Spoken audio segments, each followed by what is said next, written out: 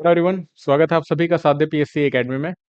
आज के इस क्लास में हम डिस्कस करने वाले हैं भारतीय भूगोल के अंतर्गत कुछ इंपॉर्टेंट एमसीक्यू जो आपके सीजीपीएससी एग्जाम के लिए काफी ज्यादा इंपॉर्टेंट हो सकते हैं।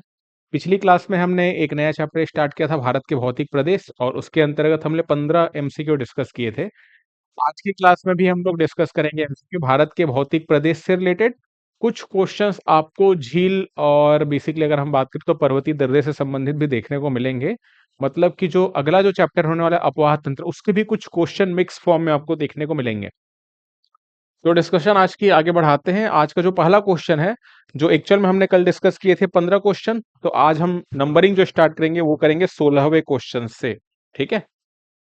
तो बेसिकली जो आज का पहला क्वेश्चन है और जो सीरीज हमारी चल रही है उसका 16वां क्वेश्चन अगर हम बात करें इस चैप्टर के अंतर्गत, तो वो ये बोलता है कि सोमब्रेरो जो चैनल है वो किन्हें अलग करती है। मतलब आपको पता है ना, सोमब्रेरो चैनल किन दो बेसिकली स्थलीय भूभाग के बीच में है।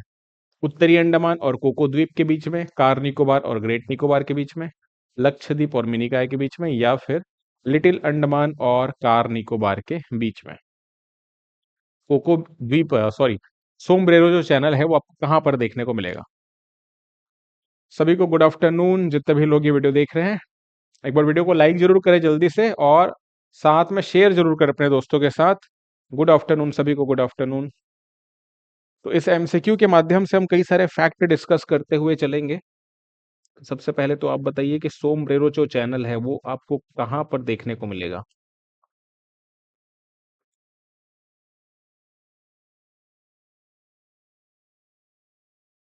चलिए डिस्कस करते हैं। एक आंसर हमारे पास आया है 16 का बी, कार निकोबार और ग्रेट निकोबार के बीच में। ठीक है। वैसे एक क्लास में हमने ऑलरेडी इसको डिस्कस किया था, एक बार फिर से मैं आपको बता देता हूँ। अगर हम बात करेंगे अंडमान निकोबार द्वीप समूह के अंतर्गत, तो आपको ध्यान में रखना है अंडमान निकोबार द्वीप समूह में कुल 836 आइलैंड है। ठीक है। कितने आइलैंड है? 836 आइलैंड है। और जो बड़े बड़े जो द्वीप हैं, जिसमें से नॉर्थ अंडमान है, फिर मिडिल अंडमान है, फिर साउथ अंडमान है, इसके बाद एक लिटिल अंडमान देखते हैं, फिर निकोबार में एक कार निकोबार, ग्रेट निकोबार, और इस प्रकार से आपको और द्वीप देखने को मिलेगा, सुमात्रा और जावा। ये इंडोनेशिया के द्वीप है।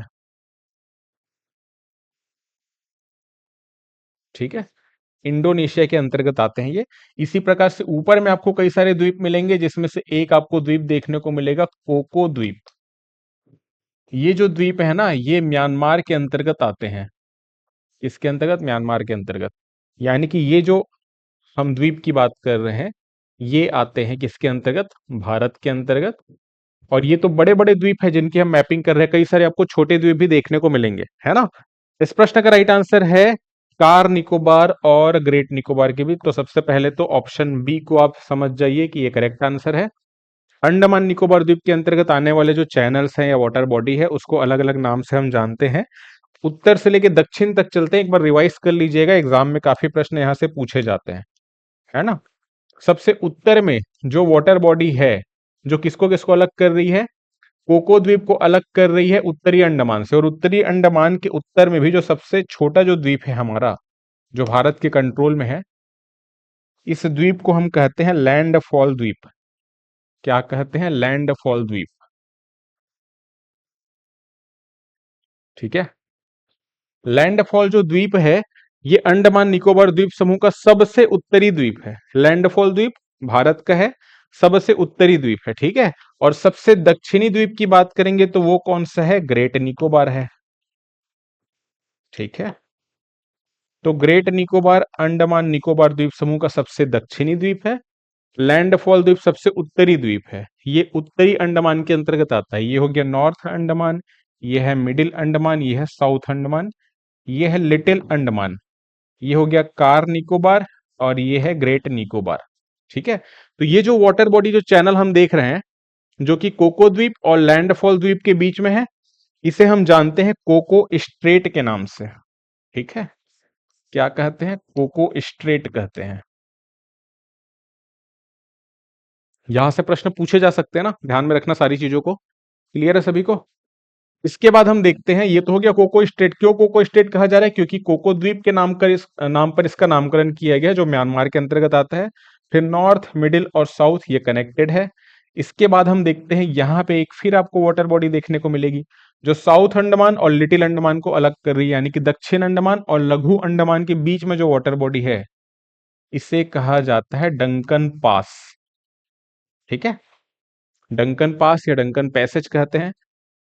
फिर लिटिल अंडमान और कार निकोबार के बीच में ये जो वाटर बॉडी हम देख रहे हैं इसे हम कहते हैं 10 डिग्री चैनल। ठीक है, 10 डिग्री चैनल। और कार निकोबार और ग्रेट निकोबार के बीच में जो वाटर बॉडी है इसे हम कहते हैं सोमब्रेरो चैनल, जो इस प्रश्न में पूछा गया है। क्लियर? तो सोमब्रेरो चैनल किन्हें अलग करती है? कार निकोबार और ग्रेट निकोबार को। ठीक है, और लास्ट में ध्यान में रखना है ग्रेट निकोबार और ये जो सुमात्रा द्वीप है जो किसका पार्ट है? इंडोनेशिया का। तो ये जो वाटर बॉडी है इसे हम किस नाम से जानते हैं? इसे हम कहते हैं ग्रैंड चैनल। इसे हम कहते हैं ग्रैंड चैनल। ठीक है, तो ये वाटर बॉडीज के नाम आपको याद रखने हैं। टोटल कितने हो गए? 1 2 3 4 और 5। अंडमान निकोबार द्वीप समूह के कंटेक्स्ट में इन पांचों जो चैनल है या स्ट्रेट है इनके बारे में ध्यान में रखना है आपको। क्लियर? तो इसका राइट आंसर क्या होगा? Option B. नाउ अगले क्वेश्चन की ओर चलते हैं। अगला जो क्वेश्चन है हमारा पूछ रहा है कि काठमांडू जो घाटी है वो कहां पर स्थित है? कांगड़ा और धौलाधर पर्वत श्रेणियों के बीच है, हिमाद्री और मध्य हिमालय के बीच है, महाभारत और धौलाधर पर्वत श्रेणी के बीच है, पीर पंजाल और महाभारत पर्वत श्रेणी के बीच है। चलिए बताइए क्या लग रहा है 17वें क्वेश्चन का आंसर क्या होगा? काठमांडू जो घाटी है मतलब ऑब्वियस सी बात है, दो पर्वत के बीच में आपको जो मैदानी टाइप का क्षेत्र देखने को मिलेगा इसे हम क्या कहते हैं? घाटी कहते हैं, वैली कहते हैं। ठीक है, तो काठमांडू घाटी के बारे में आपको बताना है। सबसे पहले आपको पता होना चाहिए कि काठमांडू घाटी एक्चुअल में है कहां पर। और हमको लोकेशन नहीं पूछ रहा है ना, राज्य देश ये सब नहीं पूछ रहा है। वो पूछ रहा है कौन से दो पर्वत श्रेणियों के बीच है। ये कौन सी पर्वत श्रेणी है, ये कौन सी पर्वत श्रेणी जिसके बीच ये काठमांडू घाटी स्थित है? कवासी बोल रहे हैं ए, कांगड़ा और धौलाधर पर्वत श्रेणियों के मध्य है। बताइए बताइए क्या लग रहा है इस प्रश्न के बारे में आपको?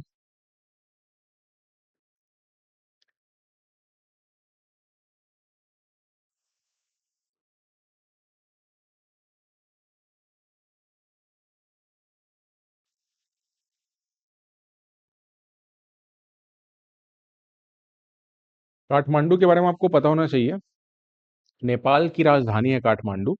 और काठमांडू जो शहर है जिस वैली पर बसा हुआ है उस वैली का नाम है काठमांडू वैली। ठीक ऐसे ही बेसिकली आपको एक बहुत बड़ी वैली देखने को मिलेगी हमारे कश्मीर में जिसे हम कहते हैं कश्मीर वैली, है ना। 17 का डी बोल रही है राजेश्वरी। 17 का डी मतलब पीर पंजाल और महाभारत पर्वत श्रेणियों के बीच। चलिए मैं डिस्कस करता हूँ, यहाँ से आपको काफी कुछ जानने को मिलेगा। सबसे पहले इस प्रकार का जो क्वेश्चन है आप कैसे इसको बनाएंगे? एक तो काठमांडू घाटी के बारे में पूछा है तो आपको पता होना चाहिए कि काठमांडू है कहाँ पर। आप में से मैक्सिमम लोगों को पता होगा कि काठमांडू जो है वो नेपाल की कैपिटल है। तो ये तो नेपाल में देखने को मिलेगा। ठीक है, तो ये पर्वत जिसके नाम दिए गए हैं ऑप्शन में, जैसे कांगड़ा हो गया, धौलाधर, हिमाद्री हो गया, मध्य हिमालय, महाभारत, धौलाधर, पीर पंजाल और महाभारत। आपको पहले ये पता होना चाहिए कि भाई काठमांडू घाटी जब नेपाल में है तो ये पर्वत भी नेपाल में होने चाहिए।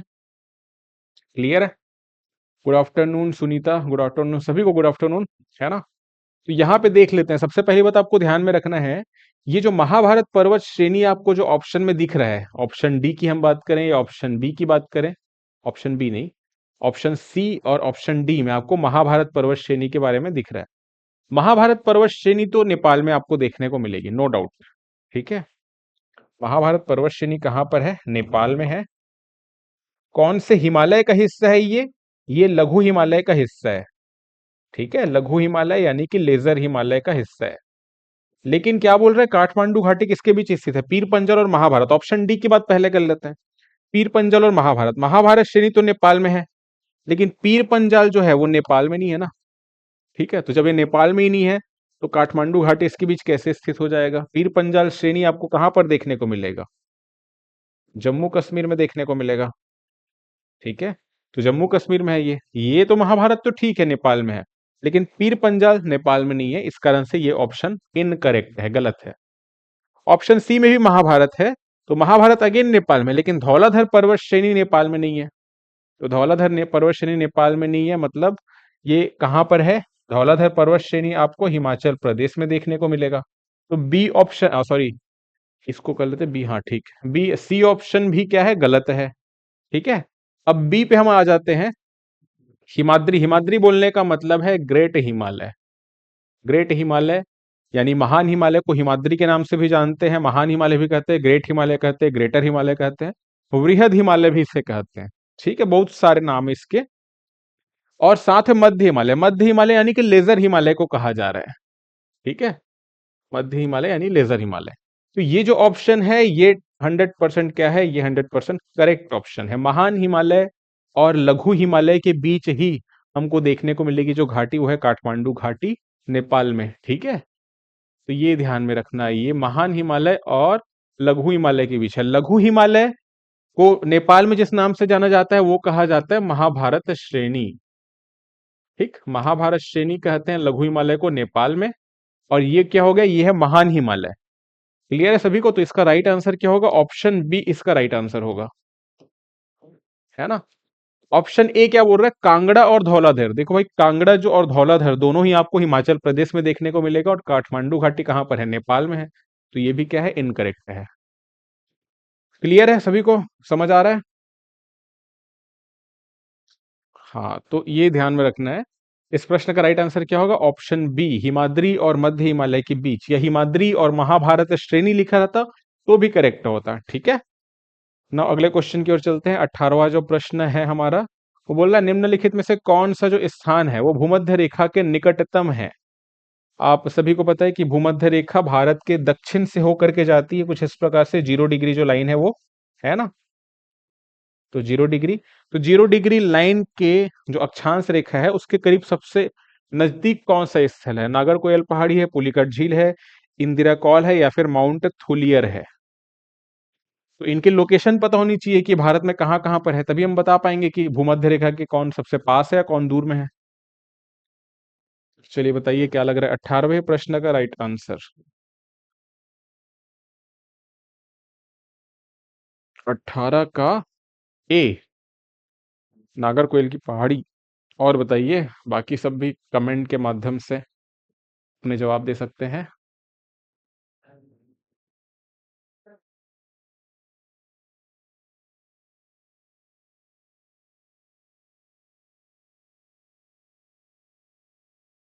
बताइए क्या लग रहा है।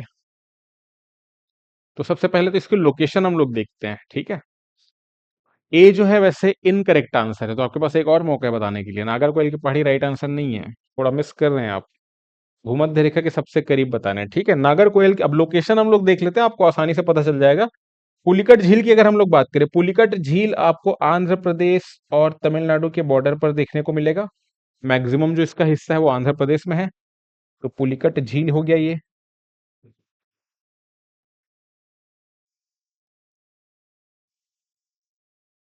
इसके बाद हम बात करते हैं ऑप्शन ए, नागरकोइल की पहाड़ी की। नागरकोइल की पहाड़ी आपको कहां पर देखने को मिलेगी? कन्याकुमारी, तमिलनाडु के अंतर्गत। देखकर आपको लगेगा हाँ ये भूमध्य रेखा के सबसे करीब है, लेकिन इससे और भी करीब कुछ स्थान आपको देखने को मिलेंगे। ठीक है, हाँ राजेश्वरी, अब करेक्ट है आपका आंसर। ठीक है, तो अब इसके बाद कौन सा बचा? इंदिरा कॉल। इंदिरा कॉल जो है वो तो सबसे उत्तर में है, आपको काराकोरम पर्वत श्रेणी के अंतर्गत देखने को मिलेगा इंदिरा कॉल। ठीक है, लेकिन जो ऑप्शन डी है, माउंट थूलियर है, ये आपको अंडमान निकोबार द्वीप समूह के अंतर्गत देखने को मिलेगा, है ना। कुछ यहाँ पे ग्रेट निकोबार के अंतर्गत आता है ना ये माउंट थूलियर।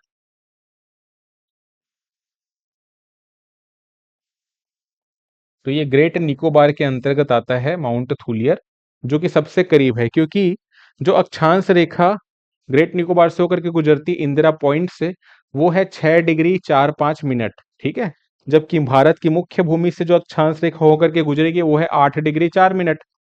तो नागरकोयल की जो पहाड़ी है वो 8 डिग्री 4 मिनट के उत्तर में आपको देखने को मिलेगा, लेकिन उससे और करीब 0 डिग्री के और करीब चले जाएंगे तो माउंट थूलियर देखने को मिलेगा। ठीक, तो ये ग्रेट निकोबार के अंतर्गत आने वाली माउंटेन पीक है, और ध्यान में रखना 642 मीटर जो है वो माउंट थूलियर की क्या है, ऊंचाई है। ठीक है, 642 मीटर। और ये निकोबार द्वीप समूह जो है, अंडमान और निकोबार दो अलग अलग द्वीप समूह है जिसको हम साथ में अंडमान और निकोबार द्वीप समूह कहते हैं। तो निकोबार द्वीप समूह के अंतर्गत सबसे ऊंचा शिखर है ये माउंट थुलियर 642 मीटर। पूरे अंडमान निकोबार द्वीप समूह की बात करेंगे तो माउंट सैडल पीक सबसे ऊंचा शिखर देखने को मिलेगा जिसकी ऊंचाई है 732 मीटर।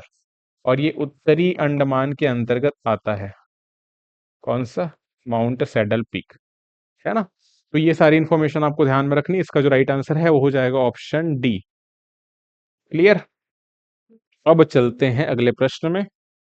19वां प्रश्न है, वो पूछ रहा है कि निम्न में से किस राज्य की सीमा बांग्लादेश से नहीं लगती है। काफी आसान सा प्रश्न है ये। मिजोरम, मणिपुर, त्रिपुरा और मेघालय, किसकी सीमा बांग्लादेश के साथ साझा नहीं हो रही है ना, बांग्लादेश से नहीं लगती है। 19वां प्रश्न।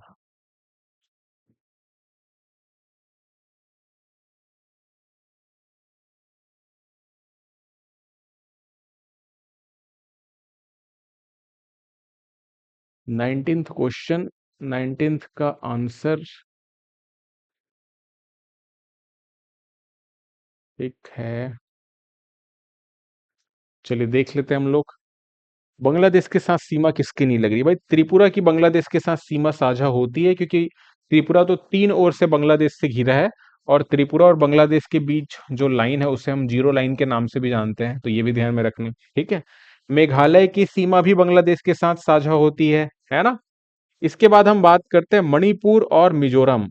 तो मिजोरम और त्रिपुरा इसकी सीमा तो लग रही है, लेकिन मणिपुर जो है ना, ये इस प्रश्न का राइट आंसर है क्योंकि मणिपुर की जो सीमा है वो बांग्लादेश के साथ नहीं लगती है। क्लियर। तो इसका राइट आंसर क्या है? ऑप्शन बी, है ना। काफी आसान सा प्रश्न है।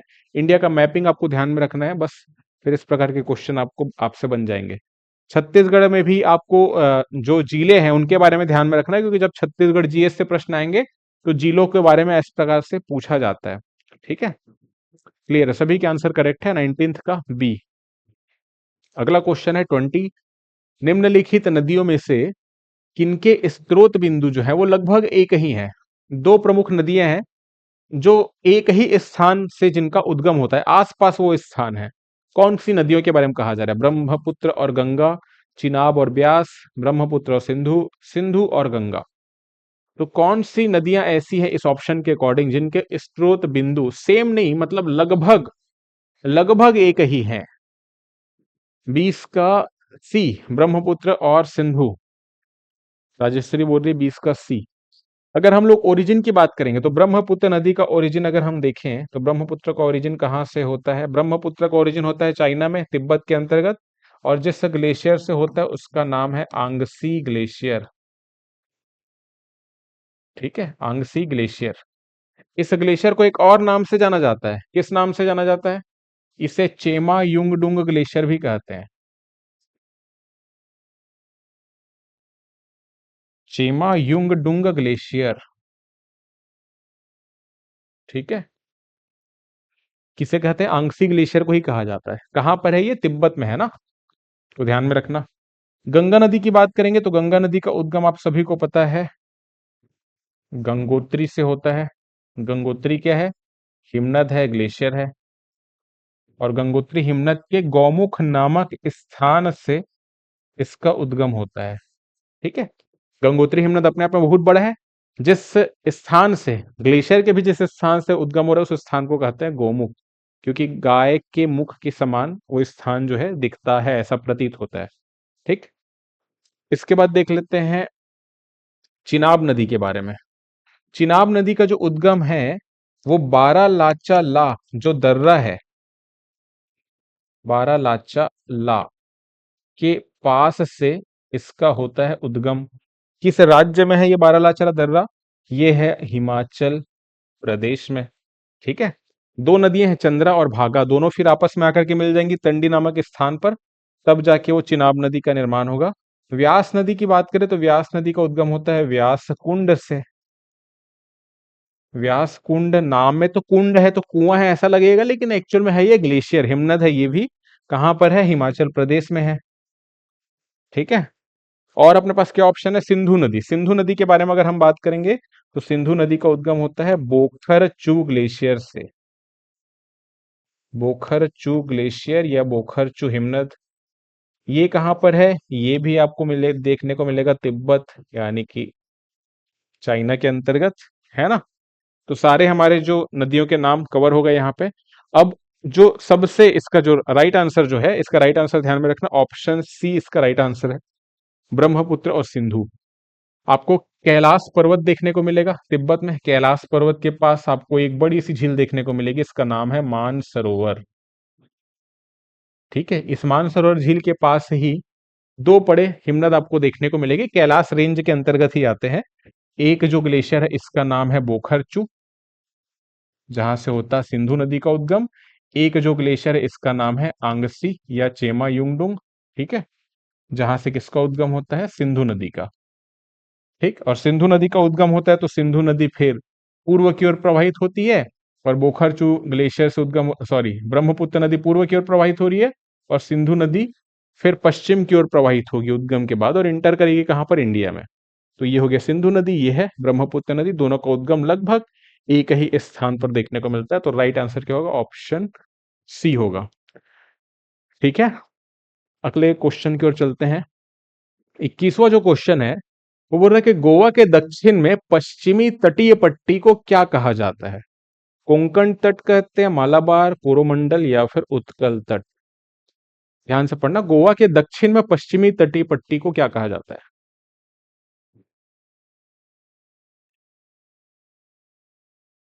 21वां प्रश्न आसान सा प्रश्न है। ये जो तटीय मैदान हम पढ़ते हैं ना दक्षिण भारत के अंतर्गत, क्योंकि तीनों ओर से जल से घिरा हुआ है, अरब सागर, हिंद महासागर और बंगाल की खाड़ी। तो भारत के जो राज्य है वो बेसिकली तटीय सीमा का निर्माण करते हैं, है ना, पूर्वी तटीय मैदान, पश्चिमी तटीय मैदान। तो 21वां का बी बोला जा रहा है। ठीक है, डिस्कस करते हैं। गोवा के दक्षिण में पश्चिमी तटीय पट्टी, इंडिया के अगर प्रायद्वीपीय भारत की हम बात करेंगे, इस प्रकार से आपको देखने को मिलेगा। यहाँ पे कुछ आपको देखने को मिल रहा है गोवा, गोवा के उत्तर में महाराष्ट्र है, इधर कर्नाटक है ना। ऑप्शन के अकॉर्डिंग अगर चले जाए, कोंकण तट की अगर बात करें तो कोंकण तट आपको महाराष्ट्र और गोवा वाले क्षेत्र में देखने को मिलेगा, यानी इस प्रकार ये पूरा महाराष्ट्र और ये गोवा, ये हो जाएगा क्या? कोंकण तट। तो ये तो गोवा के उत्तर में है, एक प्रकार से देखा जाए तो गोवा में और गोवा के उत्तर में है कोंकण तट। इसके नीचे कर्नाटक में आपको देखने को क्या मिलेगा? कनारा तट या कन्नड़ तट भी कहते हैं। ठीक है, लेकिन कनारा तट जो है ना वो हमारे ऑप्शन में है नहीं। अगर होता तो ये राइट आंसर हो जाता, बट ये ऑप्शन में है नहीं। तो कौन सा है ऑप्शन में? आपको देखने को मिलेगा ऑप्शन बी, जो कि क्या बोल रहा है? मालाबार तट। तो जो केरल का जो तटीय क्षेत्र है उसे हम किस नाम से जानते हैं? इसे हम कहते हैं मालाबार तट। काफी फेमस है ना, काफी प्रश्न पूछा जाता है यहाँ से। तो इसका राइट आंसर क्या हो जाएगा? इसका राइट आंसर होगा मालाबार तट। क्लियर है? गोवा के दक्षिण में है ना, इस कारण से। कोरोमंडल तट और उत्कल तट की बात करें तो कोरोमंडल तट मेनली आपको देखने को मिलेगा तमिलनाडु में, और उत्कल तट की हम बात करेंगे तो उत्कल तट आपको मेनली उड़ीसा के अंतर्गत देखने को मिलेगा। ठीक, तो इस प्रश्न का राइट आंसर क्या होगा? 21वें का हो जाएगा ऑप्शन बी। चलते हैं अगले क्वेश्चन की ओर। 22वां क्वेश्चन है, भारत के उत्तरतम बिंदु, सबसे उत्तरी बिंदु इंदिरा कॉल की स्थिति जो है वो किस पर्वत श्रृंखला में है? काराकोरम में है, जास्कर में है, महान हिमालय में है या फिर शिवालिक हिमालय में है? काफी आसान सा प्रश्न है ये भी। उत्तर के पर्वतीय क्षेत्र को कितने पर्वत श्रेणियों में विभाजित किया गया है? चार, ट्रांस, फिर महान, फिर लघु, फिर शिवालिक, है ना। ट्रांस हिमालय के अंतर्गत भी अलग अलग रेंज आती है, तीन फेमस रेंजेस है ना, जो इंडिया में है। तो 22वें क्वेश्चन का राइट आंसर राजेश्वरी जो बोल रही है वो है ए, यानी कि काराकोरम। ठीक है, कनेश्वरी ठाकुर का भी आंसर करेक्ट है। ठीक, तो सबसे उत्तरी बिंदु इंदिरा कॉल जो है आपको कहां पर देखने को मिलेगा? काराकोरम में देखने को मिलेगा। काराकोरम के अंतर्गत, सॉरी, अगर बात करेंगे ट्रांस हिमालय के अंतर्गत तो तीन रेंजेस आती है, काराकोरम है, फिर लद्दाख है, फिर है जास्कर। एक और रेंज आती है जो लद्दाख का ही एक्सटेंशन है, इसका नाम है कैलाश। लेकिन ये भारत में नहीं है, ये चाइना के अंतर्गत आता है। ये सभी किसके अंतर्गत हैं? ये आते हैं ट्रांस हिमालय के अंतर्गत। फिर इसके बाद नीचे में महान हिमालय, फिर लघु, फिर है शिवालिक हिमालय।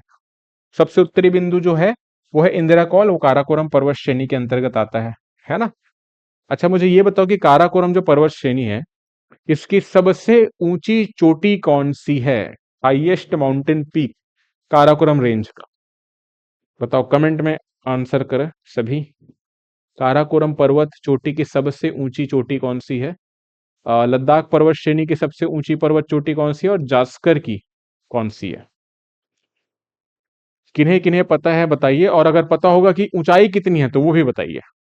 ठीक है, ऐसे प्रश्न भी आपको देखने को मिलेंगे। काराकोरम पर्वत श्रेणी, लद्दाख पर्वत श्रेणी और जास्कर पर्वत श्रेणी, तीनों की सबसे ऊंची पर्वत चोटियां कौन सी है? K2 है 8,611 मीटर काराकोरम, ठीक है, करेक्ट आंसर। लद्दाख और जास्कर के बारे में भी बताइए कि इनकी सबसे ऊंची पर्वत चोटियां कौन सी है और ऊंचाई कितनी है। काराकोरम के बारे में तो बिल्कुल करेक्ट आंसर है। इसकी जो सबसे ऊंची पर्वत चोटी है, इसे हम कहते हैं K2, या इसे गॉडविन ऑस्टिन के नाम से भी जानते हैं।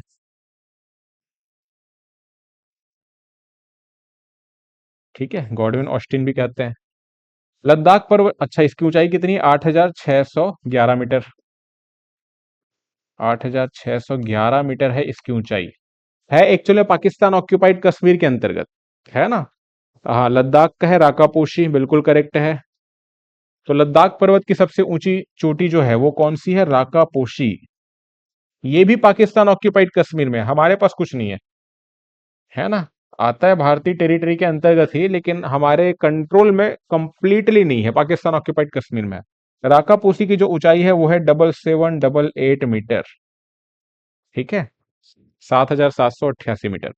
और जास्कर पर्वत श्रेणी के अंतर्गत जो सबसे ऊंची चोटी है, इसका नाम है नंगा पर्वत। ठीक है, क्या नाम है? नंगा पर्वत। ये जास्कर पर्वत श्रेणी के अंतर्गत आता है, और कुछ सोर्सेस में आपको देखने को मिलेगा कि ये महान हिमालय के अंतर्गत भी देखने को मिल जाएगा। ठीक है, तो इनके बारे में ध्यान में रखना है। क्लियर? तो ये कुछ इंपॉर्टेंट इंफॉर्मेशन है जो आपको पता होनी चाहिए। अब चलते हैं अगले क्वेश्चन में। 23वां जो प्रश्न है हमारा, वो बोल रहे हैं कि कृष्णा और गोदावरी नदियों के द्वारा बनाया गया जो तट है का कौन सा भाग अत्यंत उपजाऊ है? ये भी आसान सा प्रश्न है। तट वाले प्रश्न जो है आपको देखने को मिलते हैं, अलग अलग प्रकार से इन्हें फ्रेम किया जा सकता है। कुछ सिंपल क्वेश्चन बनेंगे कि कौन से राज्य के अंतर्गत आ रहा है। कुछ प्रश्न पूछा जाएगा सबसे लंबा तट कौन सा है ना, इस प्रकार से। यहाँ पे पूछा जा रहा है, थोड़ा अलग तरीके से बनाया गया है, कृष्णा गोदावरी नदियों द्वारा बनाया गया तट का कौन सा भाग अत्यंत उपजाऊ है? कोंकण, मालाबार, उत्तरी सरकार या कोरोमंडल? क्या लग रहा है इस प्रश्न के बारे में आपको?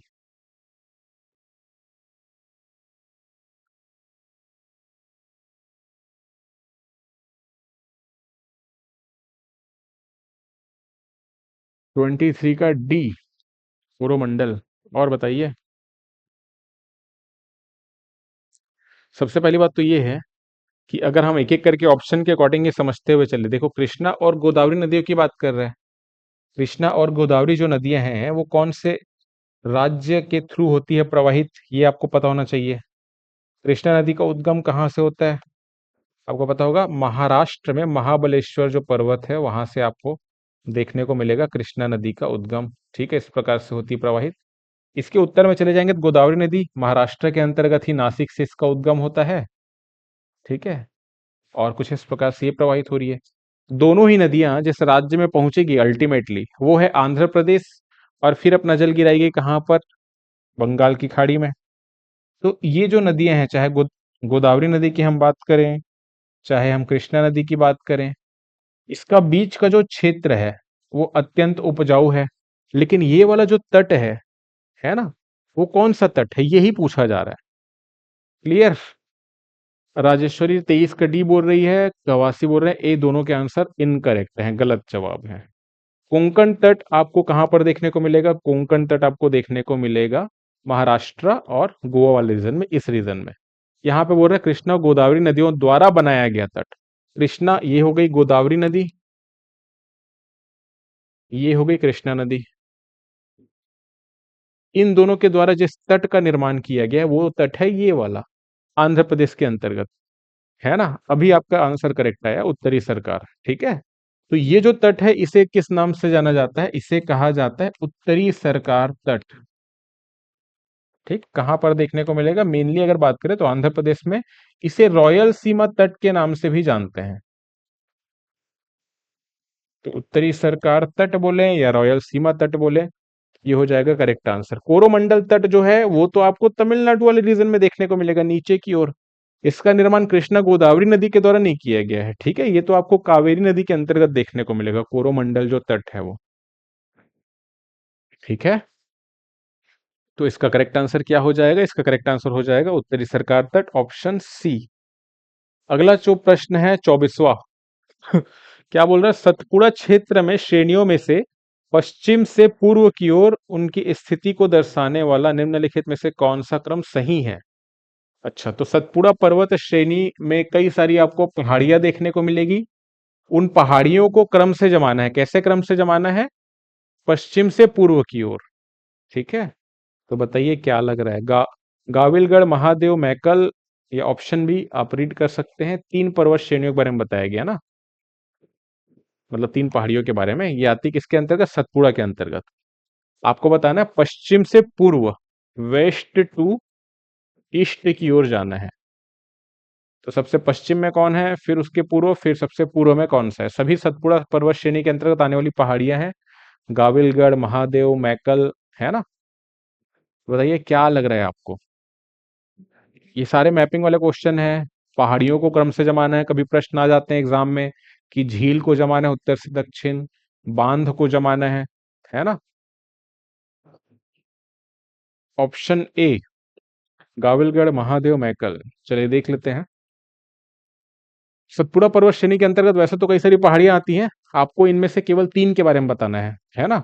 अगर हम चले जाएंगे सबसे पूर्व में, सबसे पूर्व में अगर सतपुड़ा के अंतर्गत कौन सी पहाड़ी आती है, ये वाली पहाड़ी की अगर बात करेंगे तो ये हो जाएगी मैकल पर्वत श्रेणी, या मैकल पहाड़ी की बात करें, जो छत्तीसगढ़ में आपको देखने को मिलेगा, और मध्य प्रदेश में भी इसका विस्तार है। इसके थोड़े पश्चिम में आ जाएंगे तो हमको देखने को मिलेगा महादेव, महादेव पहाड़ी, या महादेव श्रेणी की बात कर सकते हैं, है ना। जिसके अंतर्गत धूपगढ़ आता है, सबसे ऊंचा जो शिखर है पूरे सतपुड़ा का, वो महादेव पहाड़ी पर ही है। और इसके पश्चिम में आ जाते हैं तो आपको मिलेगा क्या, गाविलगढ़। गाविलगढ़ कहाँ पर है, महाराष्ट्र में है ये, ठीक है। महाराष्ट्र के अंतर्गत आता है, सतपुड़ा में है, महाराष्ट्र में है ये ध्यान में रखना है। तो राइट आंसर क्या हो जाएगा, गाविलगढ़, फिर महादेव, फिर है मैकल, यानी कि ऑप्शन ए हो जाएगा हमारा करेक्ट। क्लियर। तो 24वें प्रश्न का राइट आंसर होगा ऑप्शन ए। चलिए अगले क्वेश्चन की ओर चलते हैं। 24वें के बाद डायरेक्ट 26, यानी कि मिसप्रिंट हुआ है कहीं पे। सियाचिन हिमनद कहां पर है ये पूछा जा रहा है। सभी को पता है कि लद्दाख केंद्र शासित प्रदेश में है, बट वो नहीं है ऑप्शन में ना। अक्साई चीन के पूर्व में है, लेह के पूर्व में है, गिलगिट के उत्तर में है, या नुब्रा घाटी के उत्तर में है।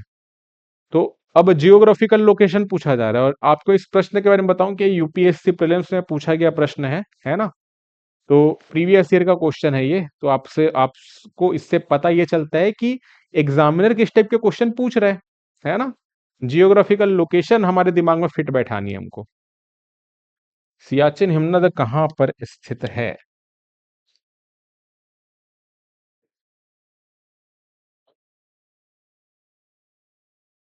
इस प्रकार से अगर हम बनाए, जम्मू कश्मीर और लद्दाख का हमारा मैप हो जाएगा। चलिए बताइए क्या लग रहा है, 26 क्वेश्चन, सियाचिन हिमनद इसकी लोकेशन कहाँ पर होगी। अक्साई चीन के पूर्व में, लेह के पूर्व में, गिलगिट के उत्तर में, या नुब्रा घाटी के उत्तर में। गिलगिट के उत्तर में बोल रही है राजेश्वरी, 25 का सी, मतलब 26 आप इसे नंबरिंग कर सकते हैं। और बाकी लोग भी अपने आंसर दे ज्यादा से ज्यादा, है ना। सबसे पहले तो ऑप्शन जो है उनकी लोकेशन कहाँ कहाँ पर है यही देख लेते हैं, आपको करेक्ट हो जाएगा फिर। अक्साई चीन के पूर्व में, अक्साई चीन मतलब ये वाला एरिया, ठीक है, जिस पर किसका कंट्रोल है? चाइना का कंट्रोल है। अक्साई चीन। और ये उत्तर है, ये दक्षिण है, ये पूर्व है, ये पश्चिम। तो अक्साई चीन के पूर्व में चले जाएंगे तो इधर की ओर है बोल रहा है। इतना तो हमको पता ही है कि भाई कहां पर है। अब आंसर चेंज हो गया। किसका आंसर चेंज हुआ? 26 का सी बोल रही है राजेश्वरी। 26 का सी मतलब गिलगिट, है ना? चलिए देख लेते हैं। तो अक्साई चीन के पूर्व में अगर चले जाएंगे तो ये तो चाइना में चले गए, जबकि हमको पता है कि सियाचिन भैया इंडिया में ही है, इंडिया में है, और लद्दाख केंद्र शासित प्रदेश के अंतर्गत आता है ना? तो इतना तो हमको पता है। तो ये जो ऑप्शन है ये तो इनकरेक्ट हो जाएगा। दूसरा क्या बोला? लेह के पूर्व में। लेह बोलने का मतलब है इस रीजन की बात की जा रही है। ये वाला जो रीजन है ना, ये हो जाएगा लेह। इसके अंतर्गत गिलगिट बाल्टिस्तान भी आ जाता है पूरा, बट वो एक्चुअल में हमारे कंट्रोल में है नहीं। तो लेह के पूर्व में चले जाएंगे तो फिर इस ओर आ रहा है, इधर भी नहीं है सियाचिन हिमनद, है ना? ये भी इनकरेक्ट है। गिलगिट के उत्तर में है, गिलगिट बाल्टिस्तान। कल की क्लास में भी शायद हम लोग पढ़ रहे थे इसको। गिलगिट के उत्तर में आपको देखने को नहीं मिलने वाला है। गिलगिट आपको इस रीजन में देखने को मिलेगा। ये जो रीजन है ना, ये है गिलगिट। और गिलगिट के उत्तर मतलब इधर तो हम चाइना पहुंच जाएंगे, इधर अफगानिस्तान, इधर पाकिस्तान है। तो गिलगिट के उत्तर में भी नहीं है। लास्ट जो बचा हमारे पास नुब्रा घाटी के उत्तर में, ये इस प्रश्न का राइट आंसर है। नुब्रा वैली। नुब्रा वैली आपको कहां पर देखने को मिलेगी इंडिया के मैप में? यहां पर देखने को मिलेगी। और नुब्रा वैली के उत्तर में आपको देखने को मिलेगा एक, जो हमारा सबसे बड़ा हिमनद है भारत का, वो है कौन सा? सियाचिन। ठीक। तो सियाचिन जो है वो नुब्रा वैली के उत्तर में है। यहीं से जिस नदी का उद्गम होता है, मैंने बताया था ना कल की क्लास में, यहां से एक नदी निकलती है सियाचिन ग्लेशियर से, जिसका नाम क्या है? नुब्रा नदी। तो नुब्रा नदी का उद्गम कहाँ से होता है? सियाचिन ग्लेशियर से होता है। फिर नुब्रा मिल जाती है किसमें? श्योक में। श्योक की सहायक नदी है, ये कल ही पढ़े थे हम लोग। और श्योक फिर किससे मिल जाएगी? सिंधु नदी पर आकर के मिल जाएगी। ठीक है। तो सियाचिन ग्लेशियर से ही उद्गम होता है नुब्रा नदी का। नुब्रा घाटी के उत्तर में है सियाचिन हिमनद, है ना? इतना आपको ध्यान में रखना है। क्लियर? चलिए फिर अगले क्वेश्चन की ओर चलते हैं। अगला जो प्रश्न है वो है 27वां प्रश्न। निम्नांकित में से कौन सी जो पहाड़ियां हैं वो पश्चिमी घाट से संबंधित नहीं है? तो कुछ पहाड़ियों के नाम दिए गए हैं, नीलगिरी, ब्रह्मगिरी, जावेदी और अगस्त्यमलाई। कौन सी पर्वत श्रेणी के अंतर्गत आते हैं ये पता होना चाहिए। आपको पूछा है कि पश्चिमी घाट से संबंधित नहीं है। लोकेशन पहले अगर इसकी आपको पता है कि ये पहाड़ियां कहाँ कहाँ पर है, तो आप कनेक्ट कर पाएंगे कि पश्चिमी घाट के अंतर्गत आ रही है कि नहीं आ रही है। क्योंकि इंडिया का अगर मैप हम इस प्रकार से बनाए, प्रायद्वीपीय भारत का, तो आपको पता होगा कि पश्चिमी घाट यानी कि इस पहाड़ी की बात की जा रही है। ठीक है। और एक आपको देखने को मिलता है पूर्वी घाट, जो कटे फटे अवस्था में है, ये पूर्व की ओर देखने को मिलते हैं। यहाँ पास जो पहाड़ियां दी गई उसमें पश्चिमी घाट से संबंधित नहीं है, ये बताना है। बताइए कौन सा होगा? 27वें का सी, जावेदी की पहाड़ी। जावेदी की पहाड़ी इस प्रश्न का करेक्ट आंसर है। लोकेशन अगर हम लोग देखें, जावेदी की पहाड़ी आपको देखने को कहां पर मिलेगी? तमिलनाडु के अंतर्गत देखने को मिलेगी, कुछ इस स्थान पर, है ना? जबकि बाकी की जो पहाड़ियां हैं, अन्य जो पहाड़ियां हैं, नीलगिरी पश्चिमी घाट के अंतर्गत आता है। ठीक। ब्रह्मगिरी आपको दो राज्यों में देखने को मिलेगा, एक हो गया कर्नाटक, दूसरा हो गया केरल। अगस्त्यमलाई की बात करें तो ये भी केरल के अंतर्गत देखने को मिलेगा, ये भी पश्चिमी घाट के अंतर्गत आता है। पश्चिमी घाट में कौन सा शामिल नहीं है? तो वो है जावेदी, है ना? ये तमिलनाडु में है और ये पूर्वी घाट के अंतर्गत आता है। ये पूर्वी घाट का हिस्सा है, जावेदी है। ठीक है। चलिए अगला जो प्रश्न है 28वां प्रश्न। महाबलेश्वर निम्नलिखित में से किस राज्य में स्थित है? महाबलेश्वर के बारे में बताना है और आपको ये भी बताना है कि इसकी ऊंचाई कितनी है। ठीक। चलिए बताइए महाबलेश्वर के बारे में। फेमस हिल स्टेशन है।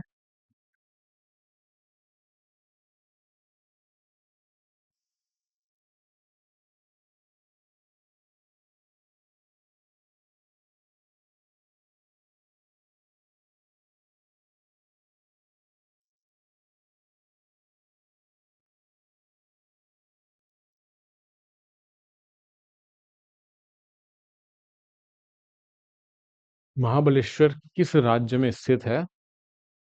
एक आंसर हमारे पास आया है 28वें का सी। और बाकी सभी बताएं। महाबलेश्वर जो स्थान है वो काफी फेमस है, हिल स्टेशन है ये, है ना?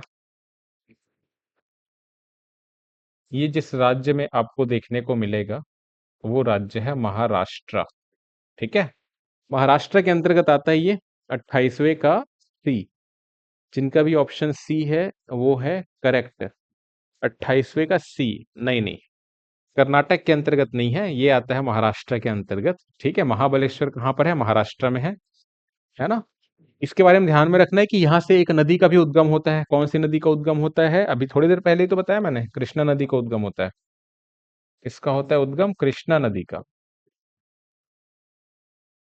कृष्णा नदी का होता है उद्गम। तो ये काफी इंपॉर्टेंट है महाबलेश्वर से। महाबलेश्वर की ऊंचाई कितनी है? कई बार ये भी पूछ ले जाता है एग्जाम में, महाराष्ट्र में है, ऊंचाई कितनी है? इसके बारे में याद रखना है, महाबलेश्वर एक्चुअल में ना पहाड़ी है। पहाड़ी है ये। और पहाड़ी का जो भाग सबसे ऊंचा है उसकी ऊंचाई की बात कर रहे हैं। तो इसकी जो ऊंचाई है वो है 1439 मीटर। ठीक है, 1439 मीटर ऊंचाई है किसकी? महाबलेश्वर पीक की। और महाबलेश्वर पीक की भी हम बात करें, महाबलेश्वर तो पहाड़ी को भी कहा जा रहा है ना, महाबलेश्वर पीक को भी हम बोल रहे हैं। तो ये जो पीक है, ये जो माउंटेन पीक है, इसका जो नाम है वो है विल्सन पॉइंट। क्या नाम है? Wilson point. ठीक है, विल्सन पॉइंट। ये विल्सन पॉइंट सबसे ऊंचा वो शिखर है किसका? महाबलेश्वर पीक का, जिसकी ऊंचाई कितनी है? 1439 मीटर। क्लियर है? तो ये ध्यान में रखना है आपको। कृष्णा नदी का उद्गम होता है यहाँ से, है ना? कृष्णा की एक सहायक नदी है कोयना नदी, कोयना नदी का उद्गम भी यहीं से होता है। कहाँ से? महाबलेश्वर हिल से, है ना? विल्सन पॉइंट वो पॉइंट है जो सबसे ऊंचा बिंदु है महाबलेश्वर पहाड़ी का, 1439 मीटर ऊंचाई है।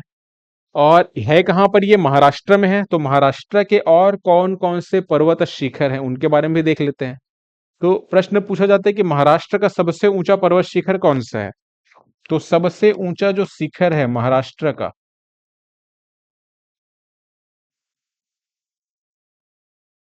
उस शिखर का नाम है कलसुबाई। क्या नाम है? कलसुबाई, या इसे कई जगहों पर काल सुबई भी लिखा गया है। इसकी ऊंचाई कितनी है? इसकी ऊंचाई है 1646 मीटर। ठीक है, महाराष्ट्र का सबसे ऊंचा शिखर कौन सा है? कालसुबाई या कलसुबाई। 1646 मीटर इसकी ऊंचाई है, सबसे ऊंचा शिखर है ये। अभी तो हम महाबलेश्वर के बारे में देखे 1439, लेकिन इससे भी ऊंचा है कालसुबाई। ठीक है, किसके अंतर्गत आता है? ये पश्चिमी घाट के अंतर्गत आता है ना, पश्चिमी घाट। है ना? इसके बाद जो दूसरा सबसे ऊंचा शिखर है किसका? महाराष्ट्र का, उसके बारे में भी याद रखना है। सालहेर। सालहेर जो पीक है वो महाराष्ट्र का दूसरा सबसे ऊंचा शिखर है। इसकी जो ऊंचाई है वो है 1567 मीटर, 1567 मीटर। सालहेर। सालहेर का हिस्ट्री के पॉइंट ऑफ व्यू से भी महत्व काफी ज्यादा है, क्योंकि आपको पता है महाराष्ट्र यानी कि मराठा भूमि है एक प्रकार से। ठीक है, और जो छत्रपति शिवाजी महाराज थे उनका शासन यहाँ पर चला है, काफी सारे उन्होंने किले का निर्माण किया यहाँ पर। और मुगल से उनका काफी लंबा युद्ध भी चला, संघर्ष भी चला। तो काफी जब उनका लंबा संघर्ष चला, युद्ध चला शिवाजी महाराज का मुगलों के साथ, तो साल्हेर जो सेकेंड सबसे ऊंची पीक है, यहाँ पर भी छत्रपति शिवाजी महाराज के द्वारा एक किले का, एक फोर्ट का निर्माण किया गया। ठीक है, तो इस किले पर भी एक्चुअल में एक युद्ध देखने को मिलेगा, मराठा और, हम बात करेंगे किसके बीच? मुगल के बीच। मराठा और मुगल के बीच सालहेर का युद्ध हुआ था, है ना? 1791 ईस्वी की बात है, सालहेर का युद्ध हुआ था मराठा और मुगल के बीच। तो हिस्ट्री के पॉइंट ऑफ व्यू से भी ये स्थान काफी इंपॉर्टेंट है, और जियोग्राफी के पॉइंट ऑफ व्यू से हम देख रहे हैं कि ये महाराष्ट्र का दूसरा सबसे ऊंचा शिखर है। क्लियर है सभी को? आपने पढ़ा था हिस्ट्री में इसके बारे में, सालहेर के युद्ध के बारे में? कमेंट करके बताएंगे अगर जिन्होंने पढ़ा था।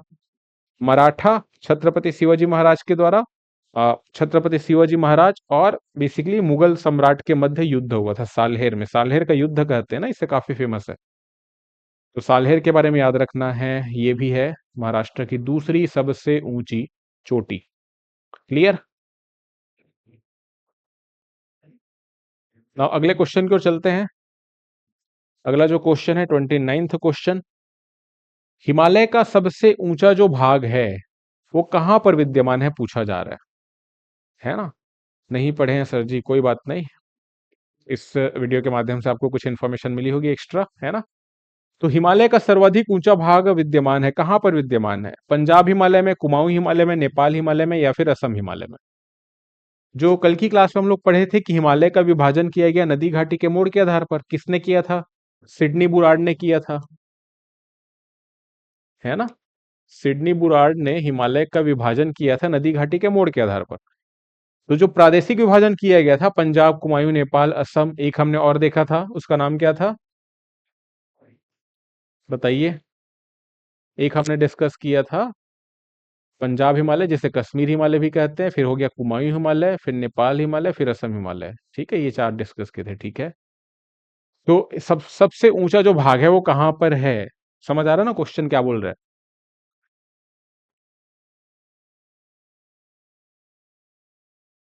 बताइए क्या लग रहा है ऐसा प्रश्न का उत्तर।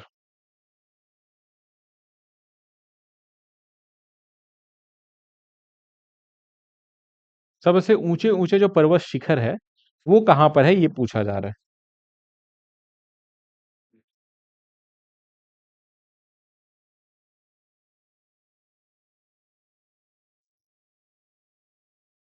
एक बार वापस से मैपिंग कर देते हैं ताकि आपको ज्यादा अच्छे तरीके से समझ में आए।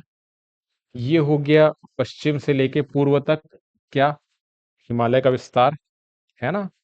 और नदियों के द्वारा इन्हें काटा गया है, जैसे सतलज नदी हो गया, फिर सॉरी सिंधु नदी हो गया, फिर सतलज नदी, फिर हम देखते हैं काली नदी, इसके बाद देखते हैं तिस्ता नदी, और फिर देखते हैं ब्रह्मपुत्र नदी, है ना। इस प्रकार से हमने कल की क्लास में देखा था। 29वें प्रश्न का आंसर है बी, कुमायूं हिमालय।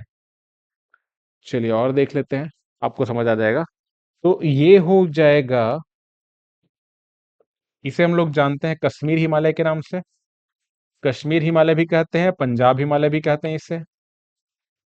सिंधु नदी से लेकर के सतलज नदी, सतलज से काली नदी मतलब कुमायूं हिमालय, और उसके बाद काली नदी से लेकर के तिस्ता नदी यानी कि नेपाल हिमालय, या जिसे मध्य हिमालय भी कहते हैं, और तिस्ता से लेके ब्रह्मपुत्र के बीच में असम हिमालय।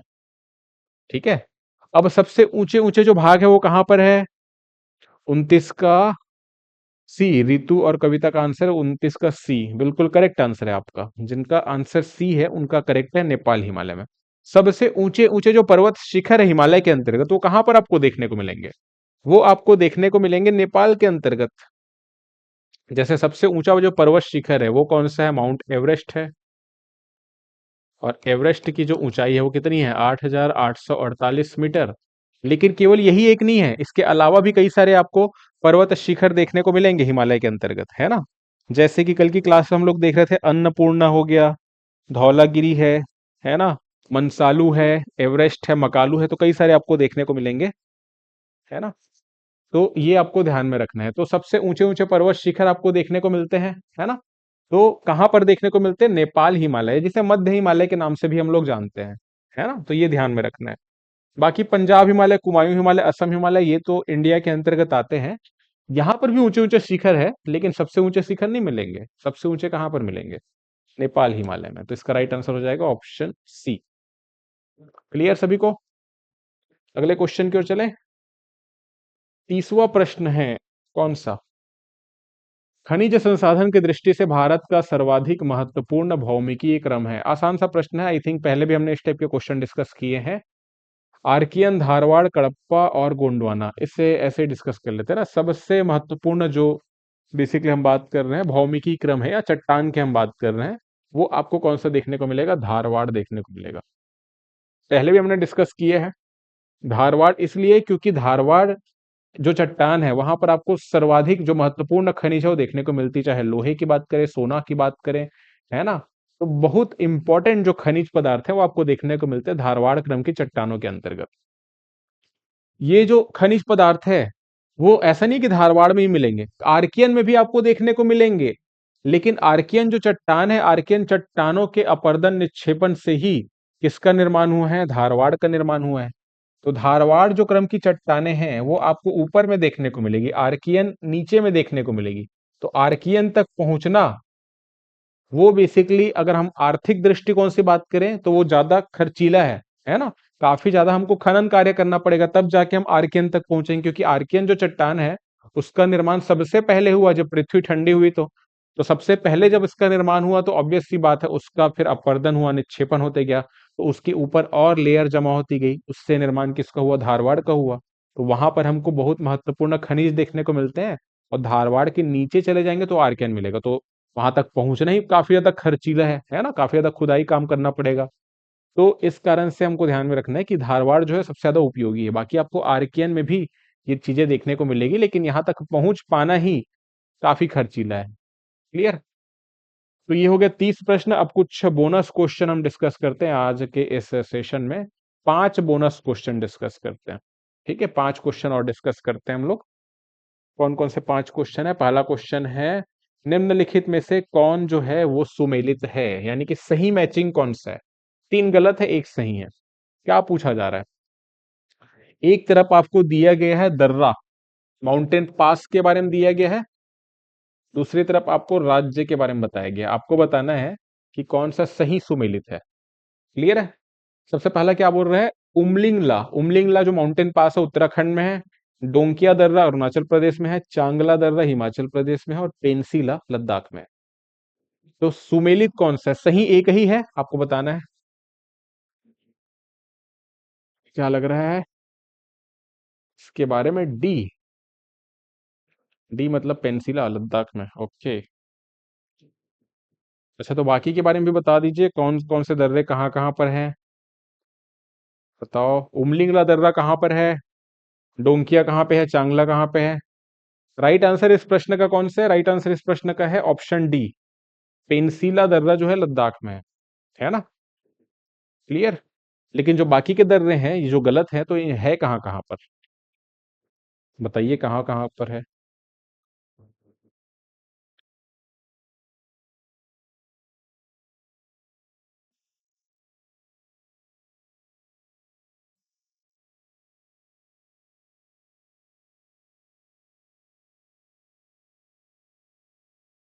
एक एक करके पहले डिस्कस करते हैं।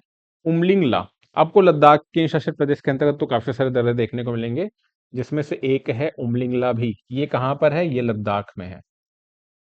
ठीक है, उत्तराखंड में नहीं है। डोंकिया दर्रा की अगर बात करें तो डोंकिया दर्रा आपको कहां पर देखने को मिलेगा? ये मिलेगा सिक्किम में। ठीक है, कहां पर? सिक्किम में, अरुणाचल प्रदेश में नहीं है। चांगला जो दर्रा है वो हिमाचल प्रदेश में नहीं है। ये दर्रा भी आपको देखने को कहां पर मिलेगा? लद्दाख केंद्र शासित प्रदेश में, है ना। सिक्किम के अंतर्गत और भी कई सारे दर्रे आते हैं। बिल्कुल, डोंकिया सिक्किम में है। उमलिंगला हिमाचल प्रदेश नहीं है, उमलिंगला है कहां पर? लद्दाख में। चांगला भी लद्दाख में, ठीक है, करेक्ट, है ना। हाँ, ध्यान में रखना। ठीक है, सिक्किम में है डोंकिया दर्रा। सिक्किम में और भी कुछ दर्रे हैं जो ज्यादा फेमस है। एक है नाथुला, ला का मतलब ही दर्रा होता है। और दूसरा है जलेपला। ठीक है, नाथुला हो गया, जलेपला हो गया, एक याद रखना है डोंकिया। ये कहां पर है? ये सभी है सिक्किम में, है ना। लद्दाख में तो कई सारे दर्रे हैं, जैसे कि पेंसिला हो गया, ठीक, उमलिंगला हो गया ऑप्शन के अकॉर्डिंग। तो ये ध्यान में रखना है। चांगला है। आपको जो डाउट हो सकता है, एक दर्रा है उमलिंगला तो हम लोग देख रहे हैं लद्दाख में, एक दर्रा है जिसका नाम है मुलिंगला। ठीक है, एक है मुलिंगला, एक दर्रा है मंगसा धुरा। ये जो दर्रे हैं ये आपको कहां पर देखने को मिलेंगे? ये दर्रे आपको देखने को मिलेंगे उत्तराखंड के अंतर्गत, उत्तराखंड में। मुलिंगला है, मंगसा धुरा है, एक और दर्रा मिलेगा ट्रेल पास। ये सब जो दर्रे हैं ना, ये सब आपको दर्रे कहां पर देखने को मिलेंगे? उत्तराखंड में। यहां से भी प्रश्न पूछे जाते हैं, मंगसाधुरा के बारे में प्रश्न आया भी हुआ है। सब इंस्पेक्टर का जो एग्जाम हुआ था वहां पे प्रश्न आया हुआ था मंगसाधुरा के बारे में। तो मुलिंगला मंगसाधुरा ट्रेल पास, ये उत्तराखंड में, ये मुलिंगला है, ये है उमलिंगला। नाम सिमिलर टाइप का मिलेगा बट ध्यान में रखना, उमलिंगला अलग है, मुलिंगला अलग है। उमलिंगला है लद्दाख में। ठीक है। चलिए फिर अगले क्वेश्चन की ओर चलते हैं। अगला जो क्वेश्चन है, भारत का सबसे पूर्वी जिला कौन सा है? तवांग, चांगलांग, अंजा या लोहित? नया क्वेश्चन हो सकता है आपके लिए, है ना? बताइए क्या लग रहा है, सबसे पूर्वी जिला यानी कि नॉर्थ ईस्ट के अंतर्गत देखने को मिलेगा ये।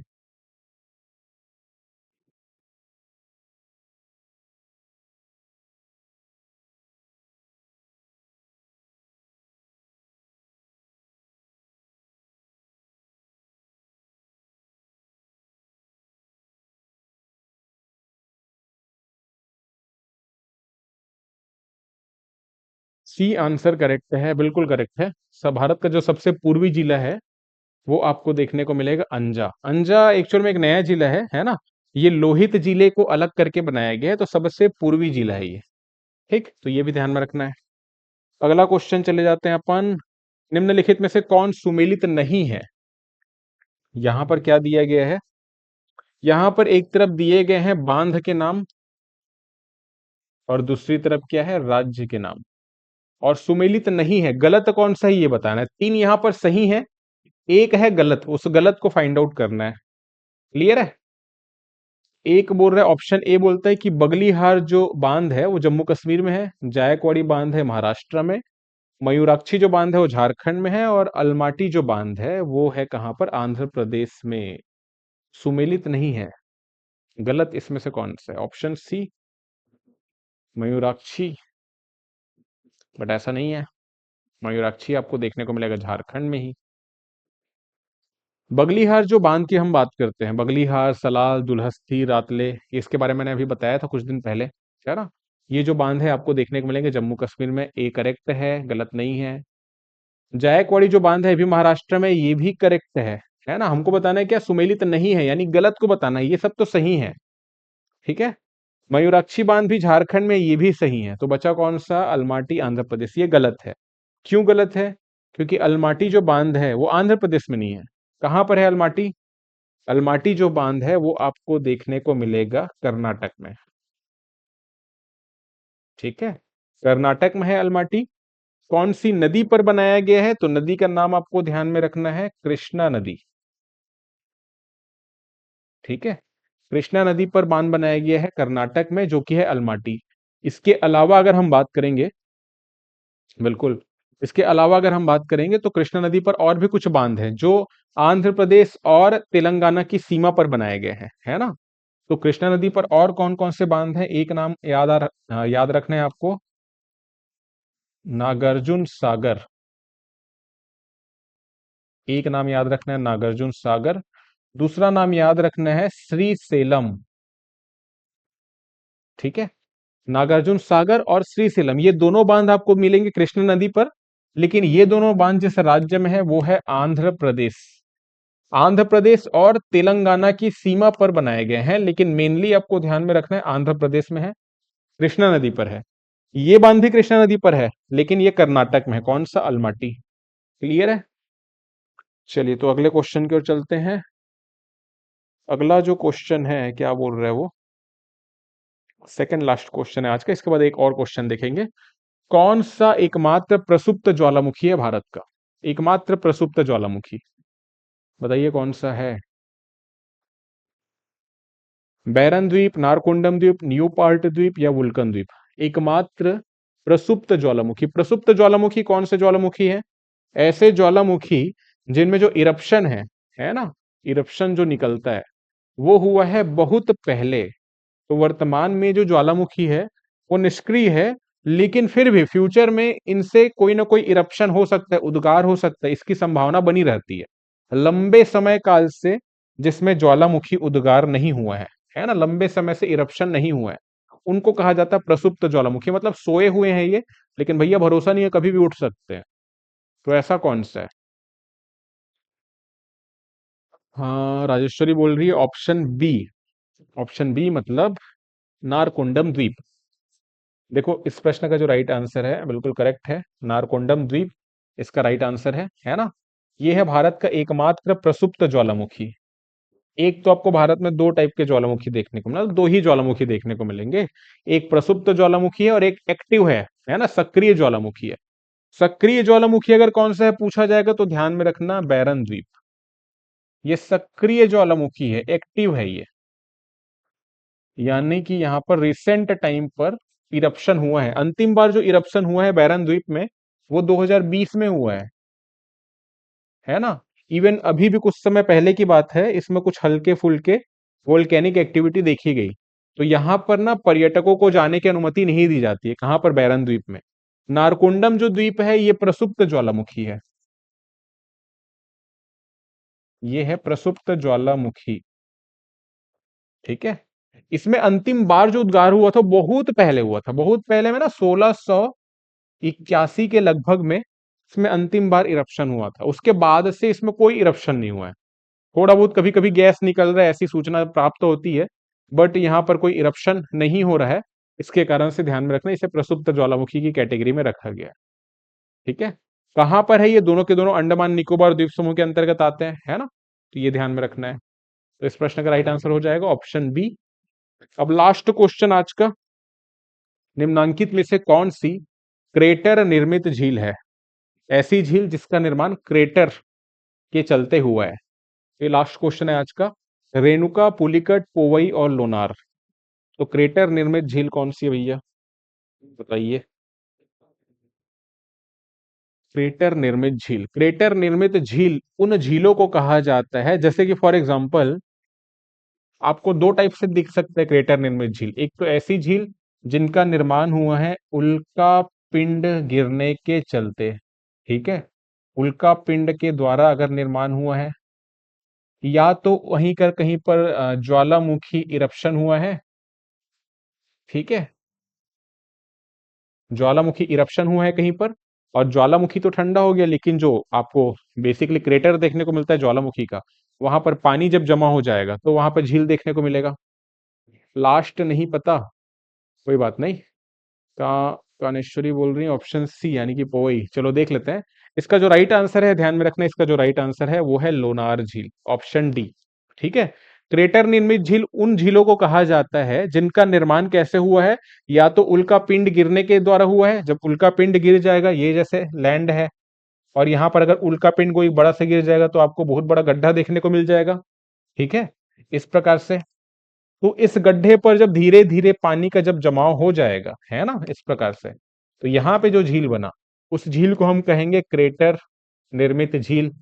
या आपको ज्वालामुखी उद्गार के द्वारा कहीं पर जैसे इस प्रकार से ज्वालामुखी है, इस प्रकार से आपको क्रेटर देखने को मिलता है। ठीक है। तो यहाँ पे जब पानी जमा हो जाएगा, ठीक है, यहाँ पे जब इरप्शन होना बंद हो गया, पानी अगर जमा हो गया, तो यहाँ पर भी झील बन जाएगा। तो इसे भी कहा जाता है क्रेटर निर्मित झील। क्रेटर निर्मित झील का एकमात्र एग्जाम्पल इंडिया में देखने को मिलता है लोनार झील, है ना। और ये जिस राज्य में आपको देखने को मिलेगा वो है महाराष्ट्र। महाराष्ट्र के अंतर्गत देखने को मिलता है। ठीक है, लोनार झील। बाकी झीलों की बात करें, पोवई झील, पोवई झील भी आपको कहां पर देखने को मिलेगा? ये भी आपको देखने को मिलेगा महाराष्ट्र में, है ना। ये मीठे पानी की झील है, एक्चुअल फ्रेश वाटर लेक है, जो मुंबई शहर को पीने का पानी प्रोवाइड करता है। कौन सा? पोवई, है ना। पुलिकट झील आपको देखने को मिलता है कहां पर? आंध्र प्रदेश में मेनली, कुछ हिस्सा इसका तमिलनाडु में भी है। और रेणुका झील एग्जाम में पूछा गया है तो ध्यान में रखना, रेणुका झील जिस राज्य में है वो है हिमाचल प्रदेश। ठीक है, हिमाचल प्रदेश में। और क्रेटर निर्मित झील फिर से बता रहा हूं, ध्यान में रखना, लोनार झील एकमात्र है। कभी कभी पूछ लिया जाता है कि महाराष्ट्र के किस जिले के अंतर्गत आता है लोनार झील, तो ये भी ध्यान में रखना, महाराष्ट्र में एक जिला है जिसका नाम है बुल्ढाना। तो बुल्ढाना क्या है? जिला है जहां पर ये लोनार झील आता है, स्थित है। ठीक है, ये ध्यान में रखना। क्लियर है सभी को? और अभी ये कुछ समय पहले न्यूज में भी था। क्यों न्यूज में था? इसलिए न्यूज में था क्योंकि इस झील का जो पानी है वो पिंक कलर का हो गया था। अब बताओ, पिंक कलर का पानी आपको कहीं पर देखने को मिलता है? लेकिन लोनार झील का जो पानी है वो पिंक कलर का हो गया था, और इस कारण से काफी ज्यादा न्यूज में भी था। और पिंक कलर इसका हुआ क्यों था? तो उसके पीछे साइंटिस्ट लोग का ऐसा मानना है, ऐसा कहना है कि इसमें जो शैवाल पाए जाते हैं, है ना, तो यहाँ पर लोनार झील में उनका जब रंग परिवर्तित हुआ उसके कारण से पूरे झील का जो पानी है वो पिंक देखने को मिला। ठीक है, तो ये भी ध्यान में रखना। तो करंट अफेयर में भी था काफी ज्यादा ये। तो ये हो गए आज के हमारे क्वेश्चंस, है ना। अब इसके आगे के जो क्वेश्चन है इस टॉपिक के रिगार्डिंग, उन प्रश्नों को हम सॉल्व करेंगे अगली क्लास में। तो आप सभी से रिक्वेस्ट है कि दोपहर 2 बजे से लेकर 3:30 बजे तक जो क्लास चलती है उसमें ज़्यादा से ज़्यादा सभी जुड़े, है ना। इस सेशन का फ़ायदा उठाएं और अपने एग्जाम की जो प्रिपरेशन है उसको ज़्यादा स्ट्रांग करें, बेहतर करें। ठीक है, आज के इस वीडियो में इतना ही, मिलते हैं अगले वीडियो में। Thank you.